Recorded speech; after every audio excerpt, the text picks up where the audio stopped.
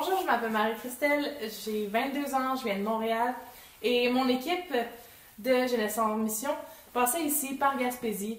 Donc, on est venu ici pour partager l'Évangile, pour venir faire la Gaspésie parce que Dieu nous appelait ici. Et donc, j'avais à cœur de vous partager mon témoignage, une partie de mon témoignage. Moi, je suis pas née dans une famille chrétienne. J'ai pas été élevée avec des valeurs, si on peut dire, fondamentalement chrétiennes.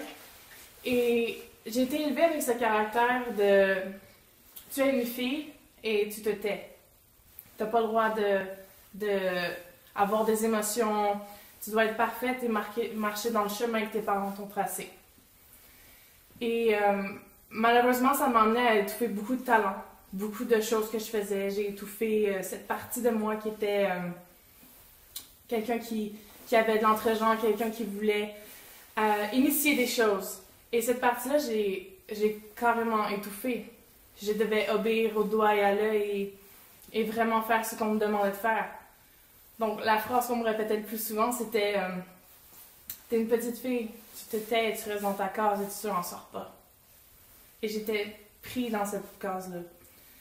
Je comprenais pas pourquoi j'avais pas le droit de faire ces choses-là, pourquoi j'avais pas le droit de ressentir plus, pourquoi j'avais pas le droit de jouer comme j'avais envie, de faire les passe-temps qui me passaient par la tête. J'étais cette petite fille confinée à l'intérieur, qui devait mettre ses émotions à l'intérieur, tout ce qu'elle vivait à l'intérieur. Et ça me tuait à petit feu. Je comprenais pas pourquoi j'avais un problème. C'était rendu à un point où je voyais ça comme un problème.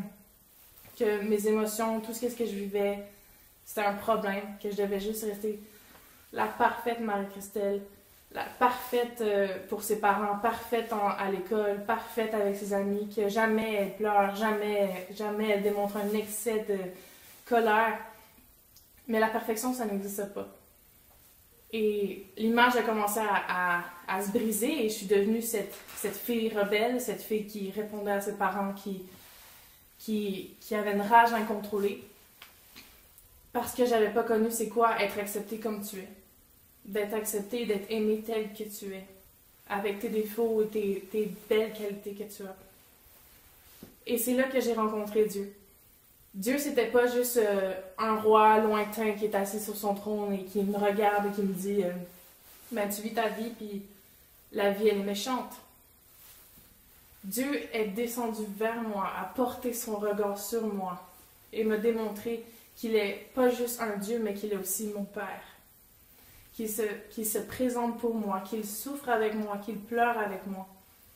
Et en marchant dans ce chemin avec Dieu, j'ai découvert que j'étais quelqu'un de créatif, que j'étais quelqu'un qui aimait peindre, qui aimait dessiner, qui aimait danser et que j'aimais chanter.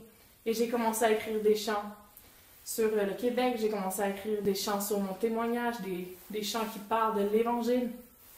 Et Dieu a emmené cette envie d'aller plus loin, de oser croire plus loin que les remparts que j'avais décidé de garder. Et doucement, je découvre les émotions, je marche là-dedans, dans se dire, ah, ça c'est la tristesse, ça c'est la colère, ça c'est l'amour. Et pour la première fois de ma vie, j'ai ressenti ce que c'est de l'affection. C'est quoi un père qui t'aime? C'est quoi quelqu'un qui veut ton bien-être malgré tout ce qui se passe dans ta vie? Et qui est toujours là avec toi, qui est constant. Parce que dans ma vie, j'ai pas eu la chance d'avoir quelqu'un de constant, quelqu'un qui demeurait le même. J'avais quelqu'un d'inconstant, quelqu'un qui était plein de colère. Et Dieu n'est pas un Dieu de colère qui veut juste te juger, t'accuser, te faire descendre.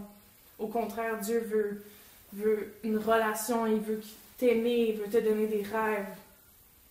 Et j'ai cette pensée-là qui est toujours avec moi depuis que j'ai rencontré Dieu, c'est que Dieu connaît chaque nom des étoiles dans le ciel et il y en a tellement qu'on peut les compter, mais moi je ne saurais pas le faire. Et moi, je suis comme une étoile sur la terre. Et Dieu connaît mon prénom et il sait tout de moi. Et ça, c'est un des plus grands amours que j'ai rencontrés dans ma vie. Et depuis, il y a plein de choses qui ont changé. Comme je vous ai dit, je fais partie d'une équipe pour le Québec. de Jeunesse en Mission. Qui aurait cru que je serais devenue un missionnaire? Jamais. J'étais casanière, j'étais routinière, prise dans la main. Mais aujourd'hui, Dieu m'a appris à briser les murs que j'ai installés. Dieu m'a appris à sortir de l'anxiété, à sortir de l'image que je m'étais faite de Marie-Christelle, la fille coincée qui parle pas beaucoup, qui est pas intéressante. Que, au contraire, que je peux parler, je peux oser, je peux être créative. J'ai le droit de rire, j'ai le droit de pleurer si j'en ai envie.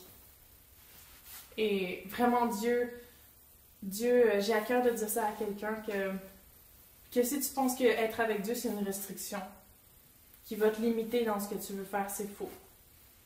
Que tu dis, oui, mais il y a les commandements, mais ça, c'est par amour.